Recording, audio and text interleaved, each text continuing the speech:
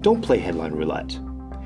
Those headlines have been whiplashing us back and forth between positive and negative sentiment. While it's impossible to ignore these headlines, it's important for a long-term investor to really think about what matters.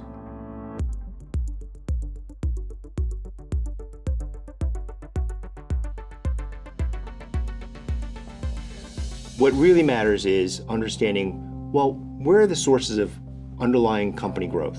It's never a good idea to sell at a moment when your emotions are high and you're panicking. If you sold in April, you would have missed out on a 20% rally since that time.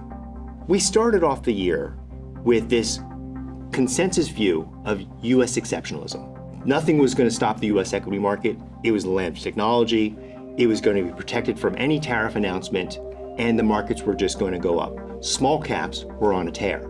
You come to today, and now the question is US exceptionalism dead? And that was really driven by just some weakness in the dollar and international equity markets outperforming the US equity markets. While we shouldn't be driven by conventional wisdom, we need to engage with it.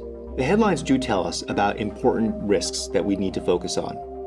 Recently, the escalation of risks in the Middle East reminds us how important geopolitical risks can be.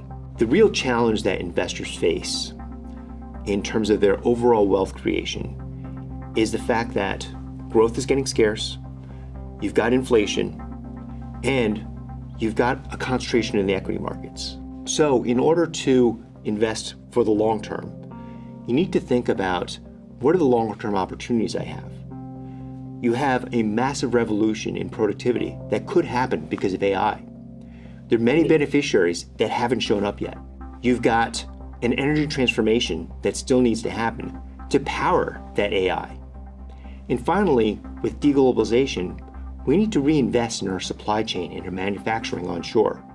There's so many investment opportunities that can happen over the long term that investors can profit from. Have a disciplined strategy, stick to it. We need to find companies with the strategy to win.